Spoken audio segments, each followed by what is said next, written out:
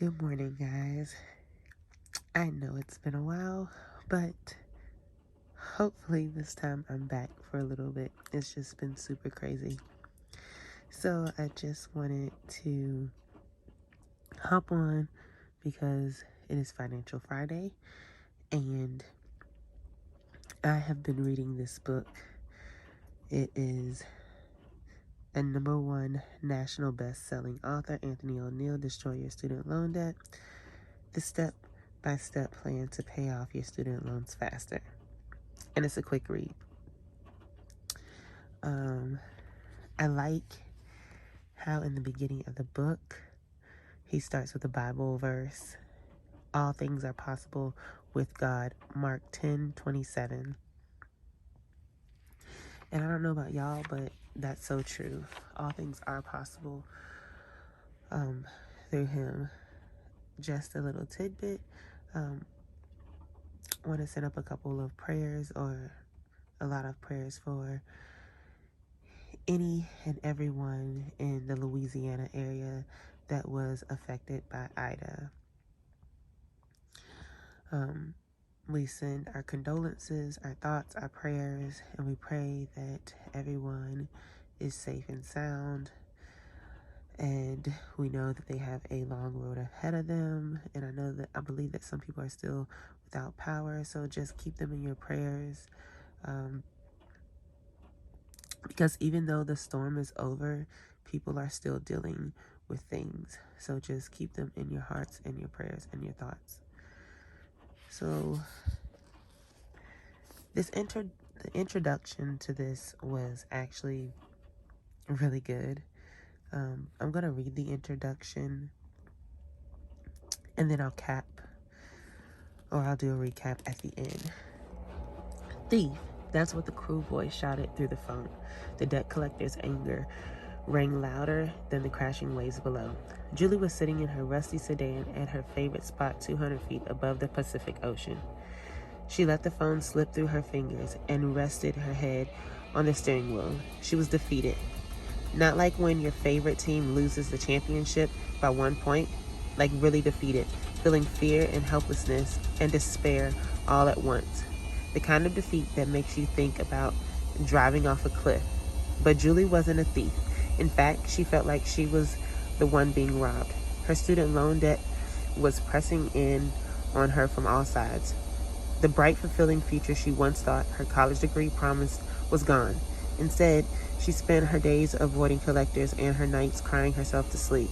As Julie shared her story with me, she told me she'd fought her student loan debt for over 20 years, and it had only gotten bigger, a lot bigger, because she wasn't able to keep up with all the payments.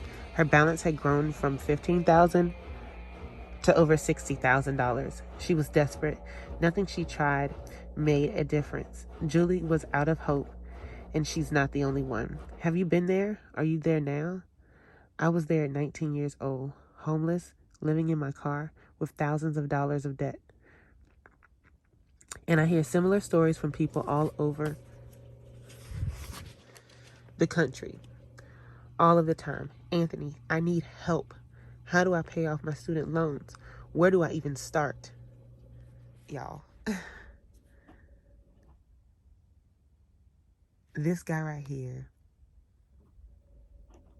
was homeless, living in his car. Julie, her student loan debt was $15,000,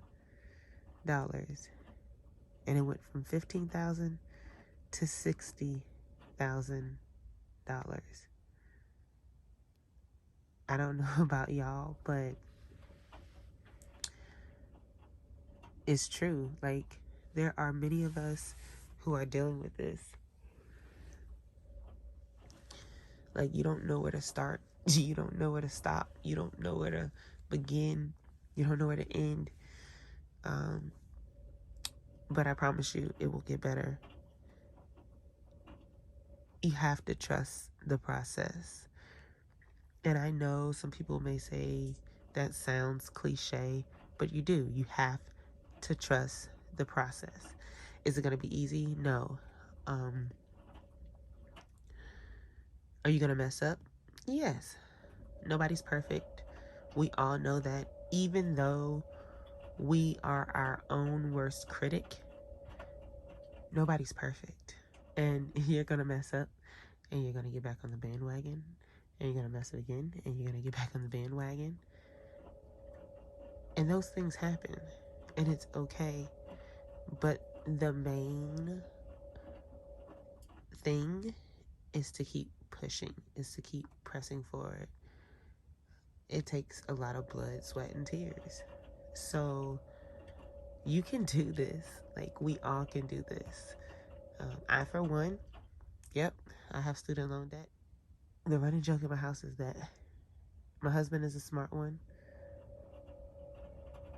and I was a not so smart one, because he didn't go to school, so therefore he doesn't have any student loan debt. I went to school and I have student loan debt.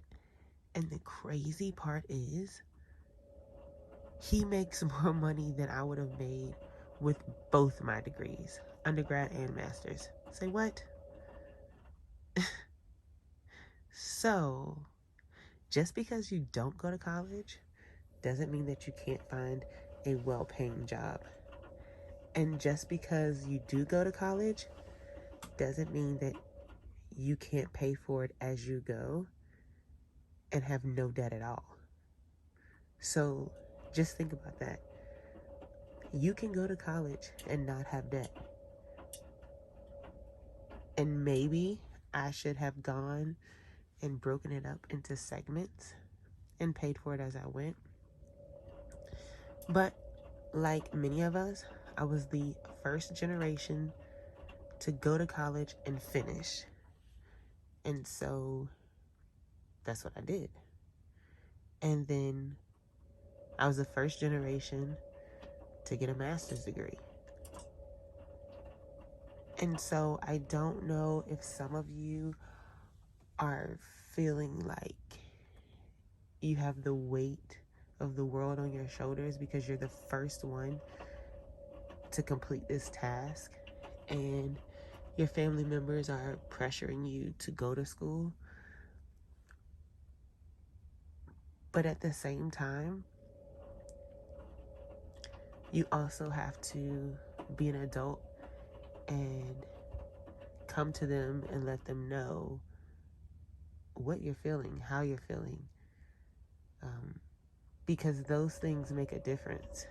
It makes a difference in your life, whether you're going to be stressed out over student loan debt or you're going to be not stressed out over student loan debt. So, just a food for thought today. It's Financial Friday.